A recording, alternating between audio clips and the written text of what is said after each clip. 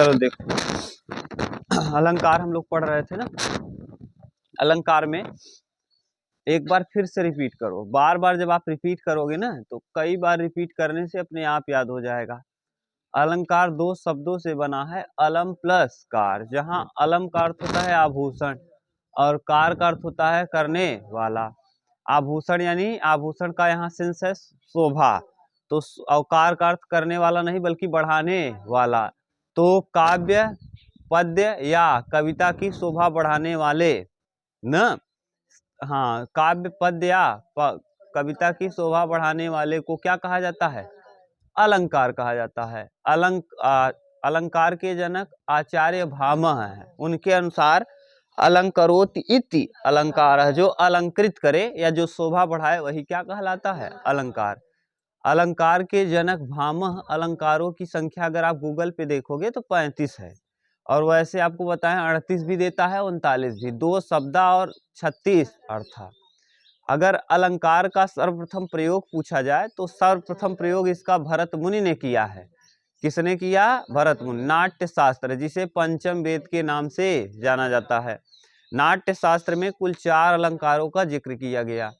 पहले का नाम है उपमा, फिर रूपक, फिर दीपक और यमक। कितने अलंकार? 4। फिर आपको बताए थे अग्नि पुराण में 16 अलंकारों का जिक्र है ना। फिर उसके बाद आपको बताए थे आचार्य काव्य अलंकार की काव्य शास्त्रीय परिभाषा आचार्य दंडी ने दिया, जिन्होंने अलंकारों की संख्या 36 मानी है। आचार्य मम्मट ने अलंकारों की संख्या 67 माना है। आचार्य देव ने 100 माना है, ठीक। और जयदेव ने 105, आचार्य जयदेव ने 100 माना है, और आचार्य भूषण ने 105 माना है। भूषण याद करके रखना, भूषण इंपॉर्टेंट है। कई कविता पंक्ति लिखे हैं भूषण का। और उसके बाद आचार्य अप्पय दीक्षित ने 123 माना है। आचार्य अप्पय दीक्षित ने 123। उसके बाद अलंकार के भेद बताए थे, तो 3 भेद: शब्दालंकार, अर्थालंकार और उभयालंकार। जहाँ शब्द के माध्य, शब्द प्लस अलंकार, शब्दालंकार। शब्द और अलंकार से मिलकर बना है शब्दा। जहाँ शब्द के माध्यम से काव्य की शोभा बढ़ाई जाए वहाँ शब्दालंकार। शब्दालंकार का माने किसी कविता के बाह्य सौंदर्य को बढ़ाता है न। शब्दालंकार के भेद बताए थे 5 मुख्य, 5 कुल 6, कुछ विद्वान 7 भी, कुछ विद्वान 8 भी। तो मुख्य 5 जो हैं उनके पहले आप नाम देख लो। सबसे पहले अनुप्रास। अनुप्रास के भी 5 भेद न: छेकानुप्रास, लाटानुप्रास, श्रुत्यानुप्रास, अंत्यानुप्रास, वृत्त्यानुप्रास। अनुप्रास अलंकार, फिर उसके बाद यमक अलंकार, फिर श्लेष्म अलंकार, श्लेष न यमक, यमक के बाद श्लेष, श्लेष के बाद वक्रोक्ति, वक्रोक्ति के बाद पुनरुक्ति, पुनरुक्ति के बाद ये 5 था मुख्य। और उसके बाद विप्सा और पुनरुक्ति वदाभास। पुनरुक्ति प्रकाश अलग है, पुनरुक्ति वदाभास अलग। और कुछ लोग मुद्रा को भी मानते हैं तो 8 हो जाता है, ठीक। इसके बाद अर्थालंकार, जहाँ अर्थ के माध्यम से काव्य की शोभा बढ़ाई जाए वहाँ कौन सा अलंकार होता है? अर्था। उभयालंकार, अलंकार मुख्य, अलंकार के मुख्य 2 ही भेद मानते हैं। और तीसरा भेद आचार्य भोज ने उभयालंकार का उपयोग करके अलंकारों के 3 भेद माने हैं। कितने? 3 भेद। इसमें से शब्दालंकार को हमने कंप्लीट किया था। शब्दालंकार में पहले हमने देखा था अनुप्रास अलंकार। अनुप्रास अलंकार के कई उदाहरण देखा था आपने। रघुपति राघव राजा राम, चंदू के चाचा ने चंदू की चाची को चांदनी रात में चांदी के चम्मच से चटनी चटाई, ये भी देख लिया था। आगे खड़क सिंह के खड़कने से खड़कती हैं खिड़कियां, खिड़कियों के खड़कने से खड़कता है खड़क सिंह। तरनी तनुजा तट तमाल तरुअर बहुछाए, मदित महीपत मंदिर आए, सेवक सचिव सुमंत बुलाए। शेष गणेश महेश दिनेश सुरेश जाय, निरंतर धाव ताहि हीर किछो हरिया, छछिया भर छाछ पे नाच नचावे। ये भी यहाँ देख लिया था। बहुत सारा आपने देखा था। अब कितना हम बोलेंगे। कूलन में, केलिन में, कछारन में, कुंजन में, क्यारिन में, कलीन में, कलीन किलकंत हैं। क की आवृत्ति है। कंकन किंकिन नूपुर धुन सुन, ये सब आप देख लिए थे, ठीक। उसके बाद अब हम लोग देख रहे थे अनुप्रास के भी भेद देखा था आपने। फिर यमक देखा था। यमक का अर्थ होता है जोड़ा। जहाँ एक शब्द दो बार आए, जोड़े में आए, यानी एक शब्द दो या दो से अधिक बार आए और उन शब्दों का अलग अलग अर्थ हो, यानी शब्द अलग अलग हो और एक ही शब्द हो, और 2 से 3 बार आए, एक ही शब्द 2 या 2 से अधिक बार आए और उन शब्दों का हर जगह अपना अलग अलग अर्थ हो, हर जगह अपना अलग अलग अर्थ हो, वहाँ यमक अलंकार होता है। जैसे आपको कनक कनकते सौगुनी, कनक, एक कनक का अर्थ है सोना और एक कनक का अर्थ है, देखो कनक कितनी बार आया है, 2 बार, और दोनों का अर्थ अलग अलग है, तो वहाँ कौन सा अलंकार होता है, यमक। और आपको बताए थे मंगन को देख, वो तो है क्या, श्लेष्म अलंकार। तुम अब पढ़ती नहीं हो, घर पे जाती हो, कॉपी रखती हो, कॉपी रख के घूमती हो इस तरह, इस गांव उस गांव, और उसके बाद आती हो उल्टा सीधा बताती हो। एक सीख भी मंगन को देख पढ़ दे बार बार, श्लेष्म अलंकार है। जगती जगती की मूक प्यास, जगती माने क्या, उजागर होना यानी बढ़ना, और मूक प्यास, जगती, एक जगती का अर्थ है धरती और एक जगती का अर्थ है उत्पन्न होना ना, तो उत्पन्न होना, और देखो जगती जगती की मूक प्यास, एक जगती का अर्थ क्या है, उत्पन्न होना, यानी जगती, धरती की क्या हो गई है, उत्पन्न हुई है प्यास ना, और एक जगती का अर्थ है धरती, तो धरती की क्या उत्पन्न हो गई है, प्यास, जगती जगती की मूक प्यास। और यहाँ भी खुदा है, वहाँ भी खुदा है, जहाँ देखते हैं खुदा ही खुदा है ना, यहाँ खुदा का से अर्थ दूसरा, ये श्लेष्म हो जाएगा, क्यों, एक खुदा को आप एक ही शब्द के अलग अलग अर्थ निकलेंगे ना, अलग तरीके से, तो इसमें श्लेष्म है, ठीक, ये मत समझना कि क्या है, यमक मत समझना ना। 3 बेर खाती थी, 3 बेर खाती है, यानी 3 बार खाती थी, एक फल है और एक समय है, ठीक। सजना है मुझे, सजना के लिए, एक सजना का अर्थ है प्रियतम और एक सजना का अर्थ है सजना सवरना, ये तैयार होना, ठीक। आगे आपको बता दिए थे इतना। यमक के बाद श्लेष पढ़ाए थे, श्लेष में जहाँ एक ही शब्द के कई अर्थ निकलते हों, वहाँ एक से अधिक शब्द थे, उनका अर्थ अलग अलग था, यहाँ एक ही शब्द होगा और उसका अर्थ भिन्न भिन्न होगा, तो उसे कहते हैं श्लेष। मंगन को देख पट देते, यहाँ पट का अर्थ 2 है, एक पट का अर्थ कपड़ा और एक पट का अर्थ किवाड़ है, तो एक पट एक ही बार उपयोग आया है, इसका सेंस 2, जिस तरह से समझोगे उस हिसाब से बनेगा, ठीक। और आगे योग बताए थे, योग आए जोग सिखावन पड़े, योग मतलब योग साधना और योग मतलब योग ना, तो ये भी आए योग सिखावन, इसमें भी आप वक्रोक्ति देख लेंगे, तो ये बता दिए थे, क्लियर। हजारों रत्न लाए हो, बताओ मेरा लाल है कहाँ, लाल शब्द का अर्थ रत्न मणि समझ लो एक, और एक लाल का मतलब पुत्र समझ लो, तो यहाँ लाल में 2 अर्थ निकल रहे हैं, ठीक। मेरी भव बाधा हरो, राधा नागर सोए, जा तनकी झाई पर श्याम हरित दूत हो, यहाँ श्याम का अर्थ सांवला और श्याम का अर्थ कृष्ण है, समझ गए, तो श्याम के 2 अर्थ निकल रहे हैं, इतना आप देख लिए थे। उसके बाद हम लोग श्लेष्म के भी 2, यमक के भी 2 भेद देखे थे, सभंग यमक अभंग, श्लेष्म के 3 भेद, सभंग अभंग और भावात्मक श्लेष्म। अब हम लोगों को देखना है वक्रोक्ति, उसके बाद और भी देखे थे कि बस अब वक्रोक्ति देखना है, वक्रोक्ति अलंकार। अभी तक जितना बताए हैं वो रिपीट किए हैं, और जो नहीं पढ़ा है उसको कोई परिभाषा, देखो आज आप पढ़ रहे हो, दिमाग लगा के अगर घर पे नहीं इसको करोगे तो पक्का ये कंफ्यूज हो जाओगे कौन सा किस पे जाएगा, इसको रिपीट करो घर पे जाके, और नहीं तो आके पढ़े घर पे, आके यहाँ बैठ गए, घर पे खुलना नहीं है कॉपी किताब, तब नहीं आएगा, सीधी बात है।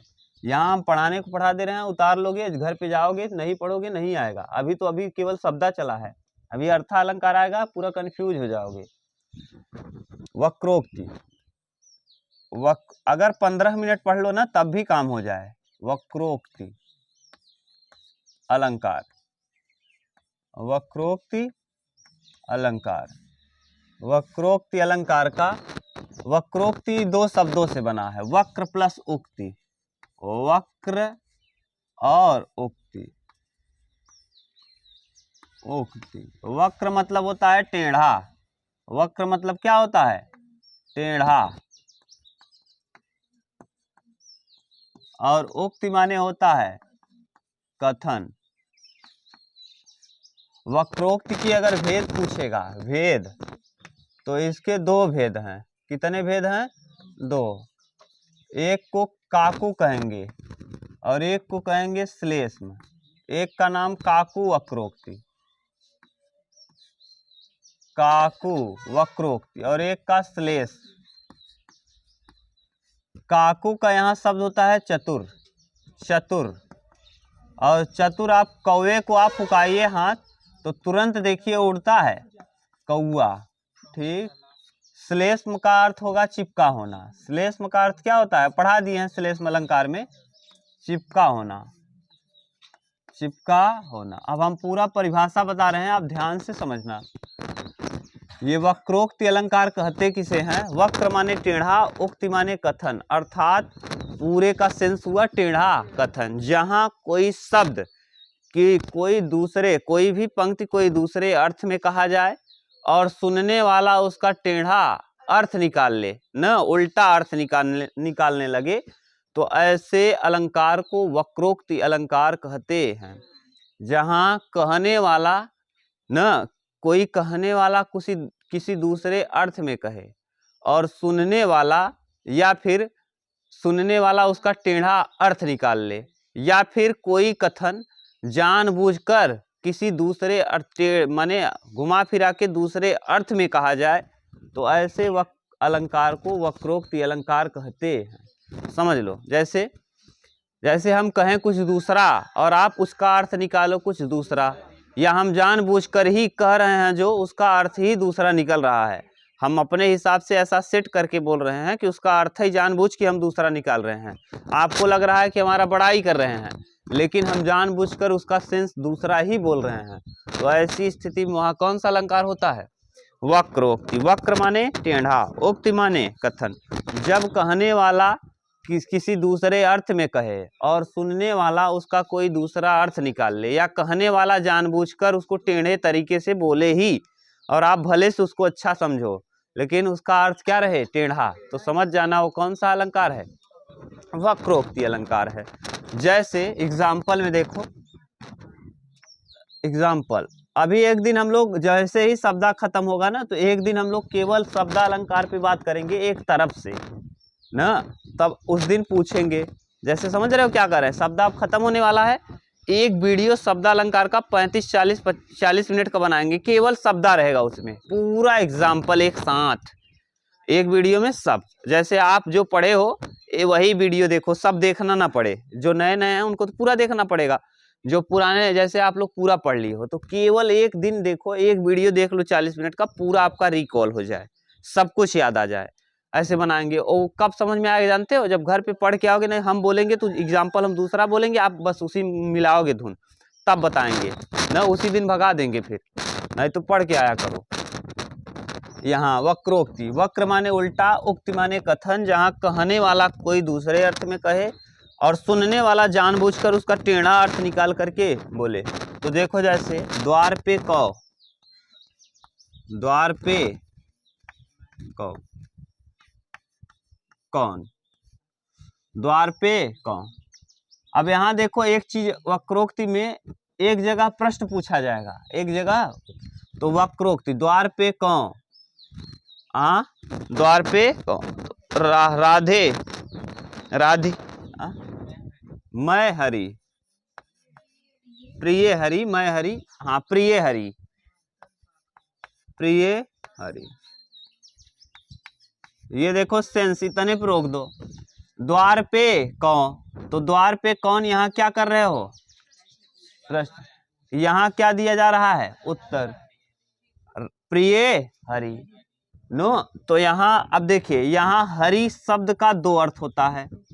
अब इसको ये मत समझ लेना कि ये श्लेष्म है, इसको श्लेष्म मत समझना। क्यों? क्योंकि यहाँ भी देखो कितने हरि का दो अर्थ चिपका हुआ है, एक तो बंदर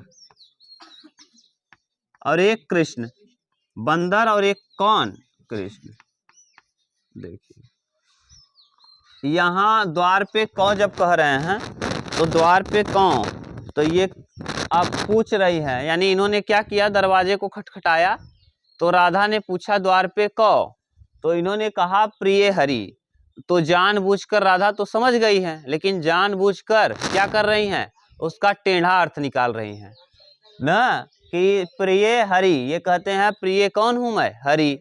तो वो बोलती हैं दोबारा, तौ शाखा जाऊ, तौ शाखा जाऊं। अगर तुम हरी हो तो कहाँ जाओ? शाखा यानी पेड़ पर। बंदर कहाँ ज़्यादा रहते हैं? पेड़ों पर। तो कहाँ जाओ तुम? शाखा पे चले जाओ, शाखा जाओ न। प्रिय मधुसूदन ना, तब ये कहते हैं मधुसूदन यानी कृष्ण।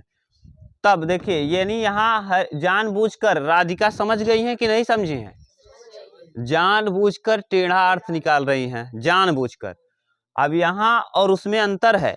उसमें क्या था? श्लेष में था, चिपका हुआ अर्थ था, वहां टेढ़ा अर्थ नहीं निकाला जा रहा था। यहाँ जानबूझकर टेढ़ा अर्थ निकाला। कोई कहेगा अगर द्वार पे कहो तो आप बताएंगे तो कोई समझ नहीं पाएगा। जैसे आप मेरा दरवाजा खटखटाओ और हम सोए हों या बैठे हों घर में, तो कहें कौन, तो आप बताओगे नितिन, चाहे जो नाम बताओ, तो हम कह देंगे अच्छा। अब ये जब कह रहे हैं हरी, तो जानबूझकर राधा टेढ़ा अर्थ निकाल रही हैं कि नहीं समझी हैं? समझ गई हैं। जानबूझकर क्या कर रही हैं? तो जब जानबूझकर टेढ़ा अर्थ निकाल लिया जाए, कहने वाला दूसरे अर्थ में कहे और सुनने वाला जानबूझकर उसका टेढ़ा अर्थ निकालने लगे, तो ऐसे अलंकार को वक्रोक्ति अलंकार कहा जाता है। समझ गए यहाँ? तो ये है टेढ़ा अर्थ। अब इसके दो भेद होते हैं, एक का नाम होता है काकू वक्रोक्ति और एक का नाम होता है श्लेष। काकू का बड़े चतुराई के साथ जब जानबूझकर किसी शब्द का बोला जाए, कोई शब्द दूसरे अर्थ में या फिर दूसरे अर्थ में कहा ही जाए और बड़े चतुराई के साथ कहा जाए और उसका टेढ़ा अर्थ निकाला जाए, तो ऐसी स्थिति में आने वाला क्या होता है? काकू वक्रोक्ति। काकू वक्रोक्ति क्या यही है क्या? हाँ, देखो जैसे एग्जाम्पल देखेंगे तब समझ में आएगा। आए जोग सिखावन पाड़े, आए जोग सिखावन पाड़े, पाड़े, ठीक। परमारथी, परमारथी पुरानन थाणे, पुरानन नन थाणे, ठीक। आए जोग सिखावन पाड़े, परमारथी पुरानन थाणे, ठीक। अब देखो यहाँ क्या है? यहाँ पाड़े का दो सेंस है। ये किसने लिखा है? तो ये बताओ कृष्ण के विषय में कौन लिखता था? सूरदास। किसकी पंक्ति है ये? सूरदास की। ये पाड़े किसके लिए कहा जा रहा है समझ रहे हो? पाड़े मतलब होता है विद्वान, पाड़े मतलब विद्वान। तो जब हाँ वही उद्धव के लिए उपयोग किया गया है। जब उद्धव जाते हैं गोपिकाओं को योग सिखाने, कहते हैं अब कृष्ण की अब चीज़ों को आप भूल जाओ और अब आप क्या करो? योग करो न। अब उद्धव योग हम नहीं, वो नहीं कहते हैं वो जब ये योग सिखाने आते, जानबूझकर अब महिलाएं वहाँ की गोपिकाएं जानबूझकर इनका मजा ले रही हैं। यहाँ पाड़े का अर्थ है विद्वान या विद्वान। पाड़े का अर्थ क्या है? विद्वान। और एक पाड़े का अर्थ है पणवा। पणवा, पणवा मतलब समझ रहे हो? भैंस का बच्चा, भैंस का बच्चा। ये जब जाते हैं आए जोग सिखावन पांडे, तो ये पांडे जाते हैं तो इनको जानबूझकर महिलाएं गोपिकाएं कहती हैं आए जोग सिखावन पांडे, बड़े चतुराई के साथ ना, वे बड़े ही चतुराई के साथ पांडे शब्द का उपयोग करती है। और उद्धव खूब खुश होते हैं, सोचते हैं हमको क्या कह रही हैं? विद्वान। लेकिन इन महिलाओं को गुस्सा आ रहा है क्योंकि ये कृष्ण भगवान से विरह की बात कर रहे हैं। कृष्ण भगवान को कह रहे हैं भूल जाइए और योग करिए, और महिलाएं गुस्सा हो रही हैं। तो इसीलिए वो लोग क्या कर रही हैं? पाड़े शब्द का उपयोग कर रही हैं। और यहाँ वो लोग पाड़े किस सेंस में कर रही हैं? पणवा के सेंस में, कि तू पणवा है, भैंसी का है, बच्चा है न। आए जोग सिखावन पाड़े। अब तोहरे बात में ये आप देखो, आप अगर आप पढ़े होंगे तो बहुत अच्छे समझ में आ रहा होगा। हाई स्कूल में है उद्धव जोग हम नहीं, जो भेजते हैं कृष्ण भगवान जाइए समझा के आइए। वो जानते हैं कि गोपिकाएं मानने वाली नहीं है, फिर भी एक बार कहती हैं जाइए क्या करके आइए? योग सिखा दीजिए। तो ये योग सिखाने आ रहे हैं और महिलाओं को गुस्सा आ रहा है, इसीलिए महिलाएं इनके लिए बड़े चतुराई के साथ किस शब्द का उपयोग कर रही हैं? पाड़े। और जहाँ पाड़े, वे लोग जानबूझकर पाड़े पणवा के सेंस में यूज कर रहे हैं, यानी भैंस के बच्चे के सेंस में। तो ऐसे वक्रोक्ति को क्या कहते हैं? काकू वक्रोक्ति। यानी जैसे कौवे को आप जैसे ही मान लो कौवा कोई बैठा है और आप नीचे झुके कि कौवा उड़ा, तुरंत तो समझ जाता है कि आप मारोगे न। और कोई चिड़िया रहेगी इतना तीव्र गति से वो अपना वो नहीं दिखाती, लेकिन कौवा तुरंत उड़ता है। इसीलिए इसको कहते हैं कौन सा वक्रोक्ति? काकू वक्रोक्ति। कौन सा वक्रोक्ति? काकू वक्रोक्ति। अगला आ जाएगा श्लेष्म वक्रोक्ति। कौन सा? श्लेष्म। देखिए श्लेष्म वक्रोक्ति क्या है? जहां न कि कोई शब्द, जहां एक शब्द के कई अर्थ आते हों। क्या? श्लेष्म माने चिपका हुआ, एक शब्द के कई अर्थ हो। ठीक, जहां एक शब्द के कई अर्थ चिपके हुए हों और उनका अर्थ निकालते समय बड़े चतुराई के साथ, वक्र माने टेढ़ा और उक्ति माने कथन, न टेढ़ा कथन निकाल लिया जाए न। एक शब्द बहुत ही चतुराई के साथ टेढ़ा कथन निकाल लिया जाए। ये अब इसमें अंतर समझ नहीं पा रहे होंगे। ये श्लेष्म माने एक ही शब्द में अर्थ, जैसे यहाँ भी एक ही शब्द में दो अर्थ चिपका हुआ है, यहाँ न घुमा फिरा के बोला जाएगा न, यहाँ चतुराई के साथ बोला जाएगा, समझने वाला दूसरा समझेगा और आप जो बोल रहे हो आप समझ रहे हो। यहाँ ऐसा नहीं होगा, यहाँ शब्द का अर्थ चिपका होगा लेकिन यहाँ व्यंगात्मक नहीं होगा, इसमें व्यंग होगा और इसमें व्यंग नहीं होगा। जैसे लिखे तो होंगे ना आप लोग, वक्रोक्ति, काकू वक्रोक्ति, और इसके बाद कौन सा वक्रोक्ति लिखे हो? जहाँ एक शब्द के कई व्यंगात्मक अर्थ चिपके हों, कई व्यंगात्मक अर्थ चिपके हों, वहाँ कौन सा अलंकार होगा? श्लेष्म। यानी कई व्यंगात्मक अर्थ चिपके हों, कई व्यंगात्मक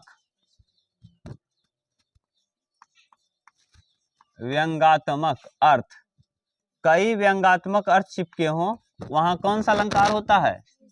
श्लेष्म अलंकार। अभी हम लिख रहे हैं एग्जाम्पल, देखो एग्जाम्पल क्या है? बिलगु, बिलगु जानु, हाँ बिलगु जानु मत उद्धव प्यारे।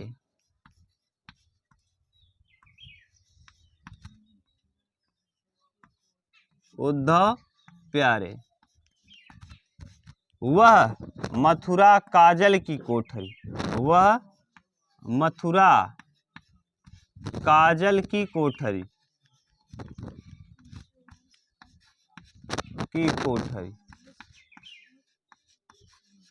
जो आवे सो कारे, सो कारे। ठीक, यहाँ कारे सेंस का दो तीन अर्थ है। एक कारे का अर्थ होगा गोबर, एक कारे का अर्थ क्या होगा? गोबर। एक कारे का अर्थ होगा काजल, एक कारे का अर्थ होगा काला, काजल। एक काले का अर्थ होगा, कारे का अर्थ होगा काला रंग। ठीक, तो यहाँ देखो एक ही शब्द के कई अर्थ निकल रहे हैं। एक कारे का अर्थ प्रेम, देखो बिलगु जानु मत उद्धव प्यारे, वह मथुरा काजल की कोठरी। मथुरा जो है वह काजल की कोठरी है ना। आप एक सेंस भी सुनते होंगे, अगर आप कहीं गिरे हैं, अगर काजल माने, अरे कोई है गांव में कहते हैं अगर कजरौटा ले है तो माने करिखा तो लगबई करे। यानी अगर काजल लिए हैं तो जैसे कोई सेंस, मान लो कोई आदमी फंसता है, किसी चीज में फंस गया तो कहते हैं कि अगर काजल कजरौटा ले है तो काजर तो छुआबई करे। तो यही सेंस है। कारे का मतलब अगर आप मथुरा में जाते हैं तो वहाँ गोबर का कारे का मतलब एक गोबर होगा, कारे का अर्थ एक काजल होगा, और एक कारे का अर्थ माने भगवान कृष्ण के प्रेम में जरूर आप घुल जाएंगे। एक गोबर के सेंस में, एक काजल के सेंस में, और एक क्या काले रंग के सेंस में है। ठीक, तो एक ही शब्द के कितने अर्थ निकल रहे हैं? तीन। यहाँ ये मत समझ लेना कि यहाँ श्लेष्म है, यहाँ वक्र उक्ति। यहाँ कहा किस विषय में गया है? बिलगु जानु मत उद्धव प्यारे, वह मथुरा काजल की कोठरी, जो जावे सो कारे। यहाँ कारे बड़ी चतुराई के साथ उपयोग किया गया है। कारे का अर्थ गोबर आ रहा है, काजल आ रहा है, काले रंग और प्रेम। तो यहाँ कार्य किस सेंस में कहा गया है? प्रेम के सेंस में। तो बड़ी चतुराई के साथ उसका आप दूसरा अर्थ भी निकाल सकते हो ना, तो यहाँ सेंस दूसरा निकाल सकते हो। और जैसे चिपका हुआ, उसमें चिपका हुआ था ना, उसमें क्या हुआ था? अर्थ चिपका था ना। तो लाल लाल वहां जैसे देखो, मंगन पट का मतलब कपड़ा और पट का मतलब किवाड़, दरवाजा। यहाँ दूसरा सेंस है, यहाँ चतुराई के साथ टेढ़ा बोला गया है, यहाँ टेढ़े ढंग से बोला गया पंक्ति है। ठीक, उतार लो। तब हम लोग देखते हैं वक्रोक्ति के बाद। एक इसी में लिख लेना, वक्रोक्ति अलंकार को नोट करके लिखना। वक्रोक्ति अलंकार को अलंकार का आत्मा मानते हैं कौन? भामा। लिखना, वक्रोक्ति अलंकार को अलंकारों का आत्मा कौन मानता है? भामह, आचार्य भामह। अलंकार के जनक आचार्य भामह वक्रोक्ति अलंकार को अलंकारों का आत्मा मानते हैं। अलंकारों का क्या मानते हैं? आत्मा मानते हैं। जबकि वो वक्रोक्ति अलंकार को अलंकारों का राजा भी कहते हैं। अतः उन्होंने वक्रोक्ति अलंकारों को अलंकार का राजा कहा है। पूछेगा प्रश्न, अलंकारों का राजा आचार्य भामह ने किसे कहा? वक्रोक्ति को। अलंकारों की आत्मा आचार्य भामह ने किसे कहा? वक्रोक्ति। तो आचार्य भामह ने इसे क्या क्या कहा? अलंकारों का राजा और आत्मा। तो यानी भामह के अनुसार ये क्या है? दो चीज है। आचार्य भामह के अनुसार वक्रोक्ति अलंकार, एक वक्रोक्ति अलंकार क्या क्या है? राजा भी है और आत्मा। यहाँ पूरा हम बोल दिए हैं, लिखे हैं थोड़ा सा। जो वीडियो देख रहा है पूरा लिख सकता है। देखो एक बार रिपीट कर दे रहे हैं। अलंकार के जनक आचार्य भामह वक्रोक्ति अलंकारों को अलंकार का आत्मा कहते हैं, अतः इसे उन्होंने अलंकारों का राजा कहा है। अलंकारों का राजा कहा है। ठीक, वक्रोक्ति खत्म। अब उसके बाद चौथा, पांचवा अब हम लोग देखेंगे पुनरोक्ति अलंकार। कौन सा? पुनरोक्ति प्रकाश अलंकार। इतना उतार लो, तब हम लोग देखते हैं पुनरोक्ति प्रकाश अलंकार। ठीक, चलो अब देखिए अगला। अगला क्या है?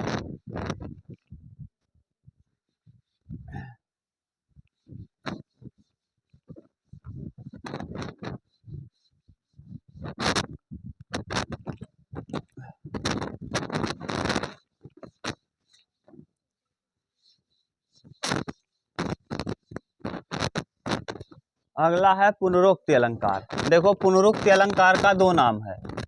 अलंकार नंबर 5वां होगा शायद ये शब्दा का, पुनरोक्ति अलंकार।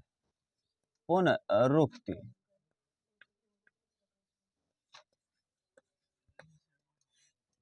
पुनरोक्ति अलंकार, अलंकार, या इसी को पुनरोक्ति प्रकाश भी कहते हैं। पुनरोक्ति प्रकाश अलंकार, पुनरोक्ति प्रकाश अलंकार, इसी का नाम है। अब देखो पुनरुक्ति भी दो शब्दों से बना है। पुनरुक्ति कितने शब्दों से बना है? दो। पुनः प्लस उक्ति, ये पुनः प्लस उक्ति, पुनः प्लस उक्ति, पुनः प्लस उक्ति। पुनः माने जानते हो फिर से, और उक्ति माने कथन। पुनः माने फिर से, पुनः माने फिर से, और उक्ति माने कथन।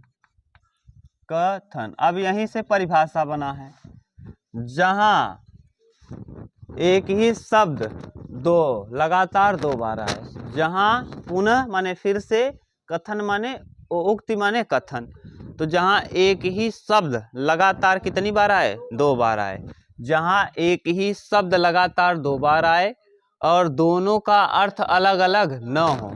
जहां एक ही शब्द, जहां एक ही शब्द, एक ही शब्द लगातार दो बार आए, लगातार दो बार आए, दो बार आए, और उसका अर्थ अलग अलग ना हो। आए और उसका अर्थ अलग अलग ना हो, अर्थ अलग अलग न हो, अलग अलग न हो, उसे क्या कहते हैं? पुनरुक्ति अलंकार। पुनरुक्ति अलंकार कहते हैं, अलंकार कहते हैं, कहते हैं। एक चीज आप जान लो, इसमें ये जो आप 5 देख रहे हो ना, 6 7, इसमें केवल एक अलंकार, 3 अलंकार महत्वपूर्ण है। एक अनुप्रास, एक यमक और श्लेष, 3 के अलावा और पूछेगा नहीं। ये हम खाना पूर्ति करने को कर लो ना। जैसे हाँ माने कहने का सेंस क्या है, कभी हो सकता है घुमा के पूछे, नहीं तो पूछता नहीं है। ये तो हम लिखा दे रहे हैं, इतना डिटेल इसलिए बता दे रहे हैं, मान लो कभी आप तैयारी किए तो काम आ जाएगा। हो सकता है पूछे, जल्दी पूछता नहीं। महत्वपूर्ण 3 ही है ना। इसका देखो एग्जाम्पल देखोगे तब आपको समझ में आएगा क्या हम लिखे हैं वहां। धीरे धीरे, फिर बढ़ा चरण, फिर बढ़ा चरण, बढ़ा चरण, बाल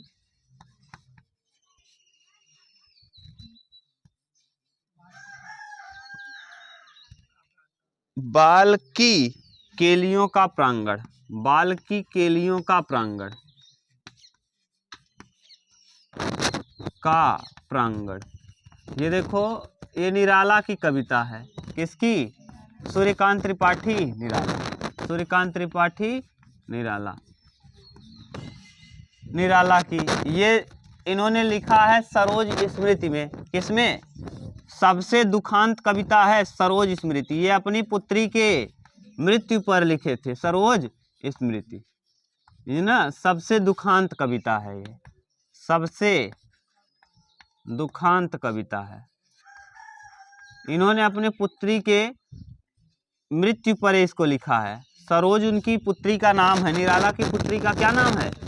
सरोज। उन्होंने सरोज स्मृति, जो कि सबसे दुखांत कविता है, अपनी पुत्री के ऊपर ही लिखा है। ठीक, ये सरोज स्मृति से लिया गया है। अब यहाँ देखो धीरे धीरे, सॉरी धीरे धीरे, यहाँ देखो 2 बार आएगा धीरे धीरे, धीरे धीरे, धीरे धीरे, धीरे धीरे,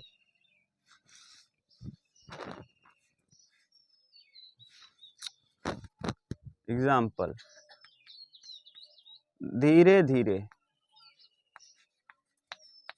धीरे धीरे, फिर बढ़ा कदम, बाल की केलियों का प्रांगण। ठीक, यहाँ देखो धीरे धीरे कितनी बार आया? 2 बार।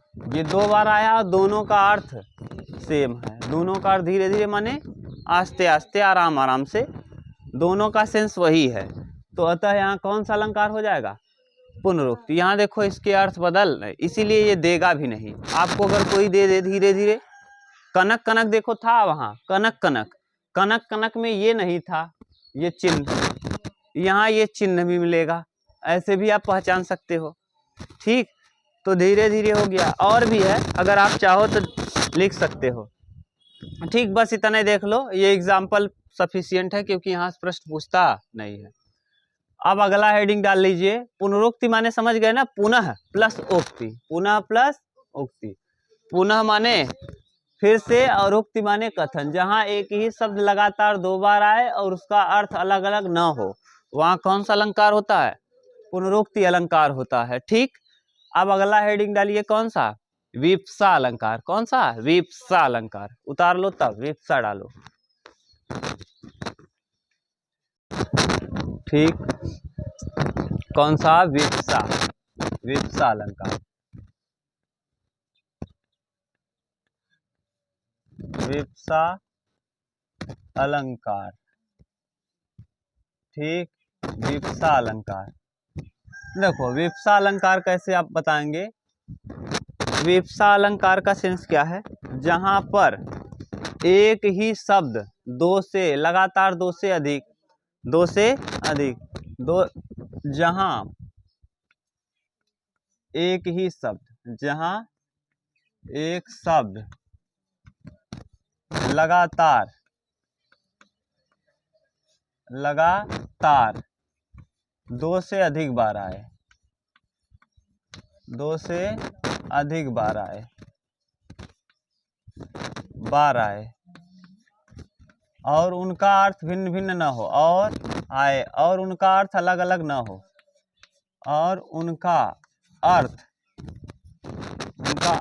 अलग अलग ना हो, अलग अलग ना हो,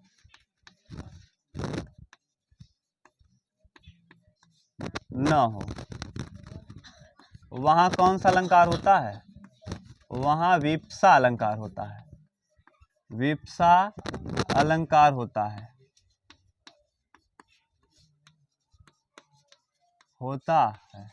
ठीक। देखो एग्जाम्पल क्या है? भागो भागो भागो भागो, भागो भागो भागो भागो भागो, दौड़ो दौड़ो दौड़ो दौड़ो, दौड़ो दौड़ो दौड़ो दौड़ो दौड़ो दौड़ो, कलिकाल भाल पर चढ़ाया, कलिकाल भाल पर चढ़ाया, भाल पर चढ़ाया, कलिकाल ने निज लट छितराया, कलिकाल ने निज लट छितराया।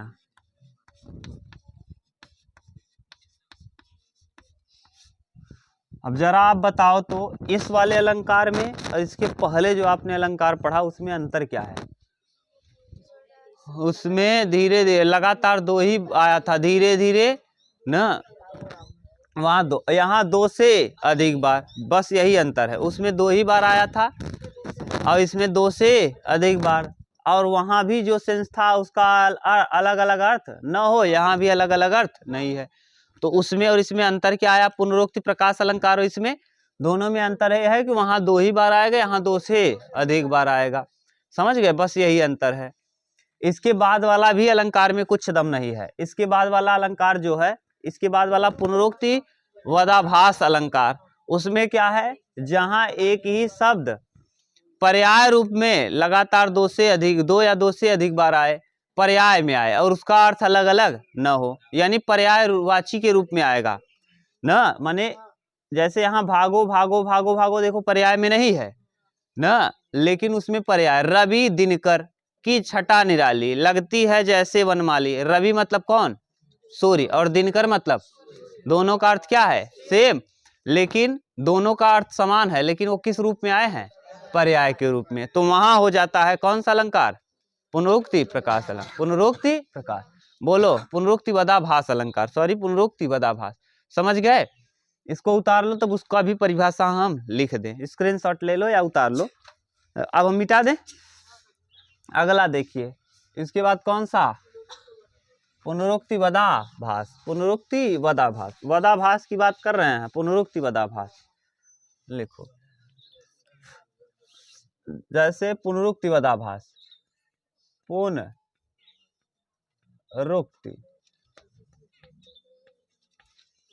वदाभास अलंकार, अलंकार यहां लिखेंगे जहां एक शब्द लगातार आए परंतु अपने मूल रूप में ना आकर के, अपने मूल रूप में ना आकर के, मूल रूप में न आकर किस रूप में आए? पर्याय रूप में आए, पर्याय रूप में आए और उनका अर्थ आए, और उनका अर्थ अलग अलग न हो, अर्थ अलग अलग न हो, अर्थ अलग अलग न हो, अलग अलग न हो, तो उसे क्या कहते हो? पुनरुक्ति वदाभास अलंकार कहते हैं। जैसे एग्जाम्पल लिखेंगे, रवि दिनकर की छटा निराली, रवि दिनकर की छटा निराली। छटा होगा घटा होगा देख लेना, निराली नहीं उसमें देखना निराली। लगता है जैसे, लगता है जैसे वनमाली, वनमाली ना। एक चीज याद रखना, इसके पहले जो भागो भागो दौड़ो दौड़ो लिखा था ना, मैथिली शरण गुप्त की पंक्ति थी। किसकी? मैथिली शरण गुप्त की। लिख लो वहाँ, मैथिली शरण गुप्त की पंक्ति है ना, रवि दिनकर की, उसके वो वाला ना, भागो भागो दौड़ो दौड़ो ना। और ये भी किसकी पंक्ति है? मैथिली शरण। लिख लेना, हो सकता है कभी पंक्ति ही पूछ ले, मैथिली शरण गुप्त की। इसके पहले वाला भी मैथिली शरण गुप्त का था, भागो भागो दौड़ो दौड़ो, और ये भी मैथिली शरण गुप्त का। यहाँ देखो एक रवि शब्द आया है और एक दिनकर। आप देखो यही लिखे हैं, जहाँ एक एक एक शब्द, सॉरी छूट गया है, जहाँ एक शब्द लगातार आए परंतु अपने मूल रूप में ना आकर पर्याय रूप में आए। किस रूप में? देखो ये दोनों एक ही शब्द हैं लेकिन अपने मूल रूप में नहीं आकर के बल्कि पर्याय में आए हैं। यहाँ रवि का अर्थ होगा सूर्य और यहाँ भी रवि दिनकर का अर्थ होगा सूर्य। देखो लगातार दो बार आए हैं कि नहीं, लेकिन इनका दोनों का पर्याय रूप में आए हैं, डायरेक्ट सूर्य सूर्य नहीं आकर के बल्कि पर्याय में आए हैं। तो वहाँ कौन सा अलंकार होगा? पुनरुक्तिवदाभास अलंकार, पुनरुक्तिवदाभास। इस तरीके से ये आपका शब्दालंकार क्या हुआ? फिनिश। ठीक, आज नहीं तो कल हम लोग शब्दालंकार का पूरा डिटेल कर लेंगे कंप्लीट एक बार। ठीक, एक बार पूरा पढ़ लेंगे एक तरफ सीरियल से, एक एक एग्जाम्पल के साथ ना, अच्छे से पूरा कंप्लीट हो जाएगा। तब हम लोग देखेंगे क्या? अर्थालंकार। ठीक।